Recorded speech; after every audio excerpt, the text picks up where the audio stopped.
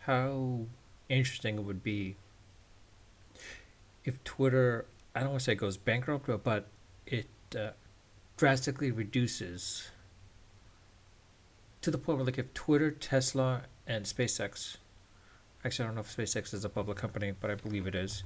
Um, do a quick check, but if SpaceX is a public company, but Tesla, okay, so SpaceX is not a public company, but if Tesla Tesla and Twitter, the prices were shorted to the point where, like, I hate to say this, but it's one of those things where you're hoping that they do get squeezed to in the negative, to the point where Elon Musk's wealth drops dramatically. The question comes down to is, will he react to it, or will he just go, okay, whatever? If it's a guy that reacts, then you know that he's egotistical and he worries about this stuff. If he doesn't care, then you know he's really looking for the betterment of not only um, the planet, but also the community in general, as well as everyone else, and to the point where, like, he's not too concerned about money. Granted, he might have a lot at that point too, but it's more of a case where, like, who knows.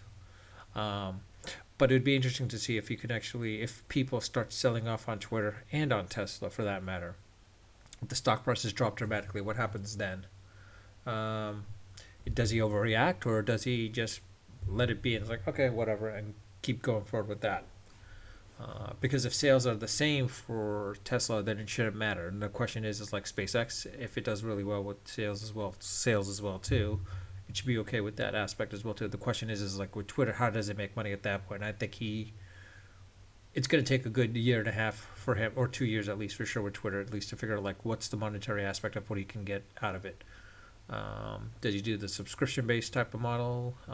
Does he charge? I mean, or the $8 or whatever verification process. Then there's also the case of the um, what was it? Ads themselves. I mean, he's firing out the sales team, so I'm much or getting rid of pretty much a large portion of the sales team as well too, which is weird in and of itself. But if it's an ad tech, kind of an ad tech company, then who knows what's going to happen there? Unless he follows the same model as Facebook and Google and tries to create his own ad network, then okay. Only thing I can think of is he's got to bring back Vine somehow to compete with TikTok, but make it much better. The question is how. That's a tough one because Facebook, Instagram Reels, as well as YouTube Shorts, as well as Snap Spotlight, they're losing a large market share to TikTok, and they're not gaining steam. YouTube might be getting up there a little bit as well as Reels, but they're losing momentum to TikTok. The one thing is like social media or social networks and social media. It's like or social platforms, I guess. So social media platforms. Um, for a good, good while there, they'll be up there, and then eventually they'll go down because something better comes along. I mean, look at it this way: it all started with Friendster. Friendster up, died to MySpace. MySpace up. MySpace up. Facebook came out of nowhere. Of course, it's doing really well, but Facebook was on the verge, not verge, but it was becoming almost irrelevant to the point where like they had no choice but to buy out Instagram. Now Instagram was almost on the verge of losing out to Snap because Snap came up and everyone started loving that, and then they started copying stories, and then eventually the Snap started losing a lot of their user base towards Instagram stories at that point. But then eventually Snap started being used by a lot of older millennials and Gen Xers that these Gen Zers started moving towards TikTok, and hence TikTok was getting a little bit of popularity on the Gen Zers aspect. But then again, with Instagram Reels, Snap Spotlight, as well as YouTube Shorts. They weren't around for that long, but the thing is the reason why TikTok gained that much momentum was because of the fact of the pandemic, and so people were like, all right, you know what, might as well create some quick short stuff, basically. And I think the music library also helped into it as well too. Twitter has been around for a while, but it's more of like your news curated content basically. That's what it really is. There's this new one coming out now called Hive. Will it gain enough momentum? Who knows? Because look what happened with Be Real. Be Real is gaining a lot more momentum now. TikTok seeing what it is, like, okay, we gotta incorporate that too because we can't lose those people to Be Real. they need people to post. Um, Honestly, if there was a U.S. based version of TikTok, then it might be a different story. Another question is like, will that happen? I don't know. This Hive thing looks interesting, but honestly, it's really more for Gen Zers more than anything else. As you can see here with the gray Gen Xer, not into Hive. I mean, not others be into Hive. I mean, I'll be into TikTok for a little bit for a short time, but then eventually I'll probably get off of it as well too. To be quite honest, just like I was off of Facebook, just like I was off of uh, Facebook. Path, I thought was an interesting thing actually. I think Path was good to the point where it was all mobile based more than anything else.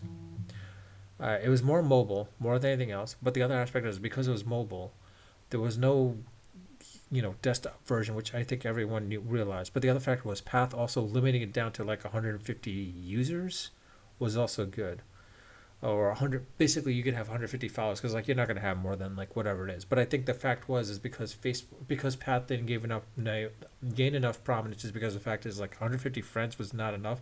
You wanted the followers. I think G plus or Google plus, Google learned from that with Google plus. Like, you know what, no, you know what, you can have friends but you could also have followers. They tried to take the best of both basically and try to apply that. And I thought G plus could have gained the momentum if they stuck to it, but they didn't like force feed it onto everyone. If they didn't force feed it and let it grow organically, I think it would have been there. I mean, just like with YouTube, YouTube has grown organically as well as Google Photos. I mean, those two things worked really well, as well as the other factor is like you had Google, Google Plus with Google Messenger. Honestly, if it just incorporated Hangouts, it made much more life easier at that point. To be quite honest. I think it's more of a case where like you had photos, just incorporating to photos and tie that into there, and then boom, it would have worked perfectly as well. I mean, like to be honest, you have Google Photos, which should have been like the Instagram, but it's not. YouTube and YouTube Shorts. YouTube and YouTube Shorts, that's where people are posting videos. That's what people are doing. But then you also have people that want to like kind of message certain things or like at least write certain things about or blog, microblog. And that's where I think G Plus could have helped out in that aspect as well too. But they just let that die out, unfortunately. And honestly, with the fact that what's going on with Twitter, I think Twitter, the fact that people are migrating over to Mastodon and this Hive thing, honestly, Google Plus, if Google had focused a little bit more on Google Plus and probably kept it around, I think people would have migrated over because like people didn't want to migrate over to Facebook because what's going on. I think they would have jumped on to G Plus to be quite honest. But that's here or there. That's neither here nor there now. So it's a matter of like question of like, okay, where do we go to next? It's hard to say now. Honestly, it's more of a case of like, yeah, Mastodon works to the point of like it's decentralized, but the question is you have to be on one server, and then you have to make sure that you have followers across other servers. I mean, how do you follow each other? Basically, that's what's a little confusing. I mean, it's great that yeah, it's decentralized, but it's to a point of like how do you decentralize it? It's like not one central like locations. Sort of need a kind of Wikipedia aspect, I guess, more than anything else. Um, I mean,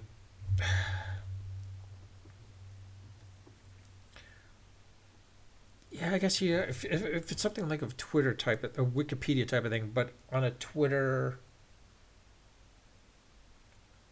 perspective, that could work. I mean, working off like code base, free contributions, etc. It could work. Basically, if it was like, I guess if you could have a Twitter as an open source, purely open source project like Mastodon, decentralized, but just purely based on donations and like engineers contributing to the source code and open source being in an open source project. I think that could work at that point. I mean, Mastodon, yes, being an open source thing, but at the same time, it's still confusing. Honestly, I've tried working on Mastodon. I'm on Mastodon. I'm in on one server, but the question is like, how do I follow all the people at that point? Like getting all these news server. I mean, to be honest, I use Twitter more than anything else for news, more than anything else. That's pretty much it, or to get quick notifications about what people are doing and such. Um, I mean, G Plus was great at that point. Facebook, I'm not going to go back to. I'm not even sure what to do at this point, to be honest. I mean, we'll see what happens. I mean, if there's a news curation feed that can occur, that'd be great too, where you tweet whatever it is or microblog. it can work at that work from that end of it, then yeah.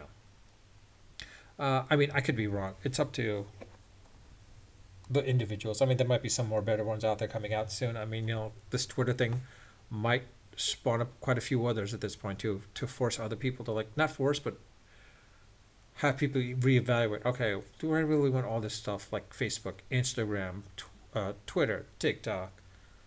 Uh, I don't know, whatever other crap that's out there now. I mean, honestly, there's so much out there. I don't even know. Be real, whatever, and Snapchat. Honestly, I think it's more of a case like I think people are just probably going to just jump into, like, it's just too many out there at this point right now. And the thing is like, really, if you want to be successful, you don't want to market it out to the older crowd, like the older millennials or the Gen Xers or above. You really want to. Everyone knows you got to go to the Gen Xers, because if you get the Gen Xers, not the Gen Xers, sorry, the Gen Zers or Gen A's, I guess in this case, those are they're between the ages of 13 and 17. As they grow older, they'll always be with that platform. It's just like with the Facebook. Some people that were with Facebook in the past, they grew up with Facebook and they're still with Facebook, and then now they're on Instagram and they're going with Instagram at this point as well too. Quite honestly, it's the same thing like with Twitter. People that were on Twitter have been using Twitter for quite a long time, and that's why I mean like I was on Twitter since 2007 or six, something like that. I can't remember exactly. Facebook was almost the same thing as well too, but it was more the reason why I left Facebook and yeah, the reason why I left Facebook, Instagram, and WhatsApp is because the fact is like Facebook was selling my data. If they weren't selling my data, if I got a portion of that data, it would have been a problem. Twitter, at least they weren't selling the data. At least I think they weren't. If they were, yeah, then I would have left Twitter a long time ago as well too. Quite honestly, it's more of a case of like it's what you post up on this. But to be honest, right nowadays, like I said, I'm posting more on YouTube and YouTube Shorts more than anything else. TikTok here and there as well too. But I think it's more of a case of like to get on TikTok, to gain that popularity, to drive them towards YouTube. If I can drive them towards YouTube, that's even better at that point too. Um, anyways, as I said, this is like a YouTube channel for me, specifically just for my opinions. It's my alternative to the microblogging or blogging aspect. I mean, I would still love to blog too, honestly, quite honestly. And that was one of the things I liked about Google Plus was you could still blog instead of microblog. You can blog out a little bit too. So I kind of missed that aspect with the live journal type of thing as well. Too, like you basically have, and Tumblr for that matter, which are the other two aspects that fell way to the wayside, is basically having the ability to vlog but also blog at the same time, and maybe even microblog for that matter too. And doing that would be, if there's a platform out there for that specifically, great. And people would say, oh well, that's what Facebook is. Yes and no. I mean, it's a combination of quite a number of things, and you have to still be friends of people. And like now they have the followability, but it's still one of those things where I'd rather have the followers, subscribers, and get paid for it at the same time. I don't want to be like the YouTube model. Basically, you are a YouTube creator. The ads that show up on there or whatever it may be, at least you get a percentage of it. Facebook doesn't pay off the percentage of that. You're basing it off of Instagram, off of influence, being an influencer and getting sponsored. I wouldn't mind being sponsored, but I would still like to get also paid on the ads themselves as well too, which is what you're seeing basically. And look, Mr. Beast, classic example, as well as PewDiePie and whoever others basically making massive amount not only in the sponsorship alone, but also on the ads themselves that are being displayed, and they get a revenue percentage of it at that point as well too. So honestly, I would love to see that if that can happen to my channel as well too. It's more of a case where like I'd rather get it off of that versus getting the sponsorship deals. If I do get sponsorship deals, I mean I'm glad I do unboxings and all that stuff, but that's a whole different story altogether as well too. Anyways, you're welcome. I would love to have subscribers. You're welcome to subscribe. My content is just my opinions. I'll be ranting for whatever it is that day. I might have multiple rants that day. YouTube Shorts are going to be my kind of Twitter microblogging or microvlogging type of thing. Usually, if you, like I said in my other videos, you're welcome to subscribe. I suggest not to turn on the notifications. You're welcome to like or dislike. I would love feedback, so you're welcome to comment. Any comments in there, I will try to comment back or reply back on those comments for any questions that are in the comment section. Or even you comment, I will thumbs up it at least or something like that, or make a reaction to it. When I get notified, that is, of course, if I get notified. Or two, I might respond with a video. I did that with one person as well too, who responded to my thing about Elon Musk. I initially responded back with a comment, but then I chose, you know what? Let me just, respond back with a video basically to it, and commenting off that. Um, Usually, it's unedited, unfiltered, and definitely unrehearsed. A lot of the cases, I don't rehearse any of my stuff, and I don't have a script. It's just off the cuff, basically. And that's how I'll usually end it. Until next time.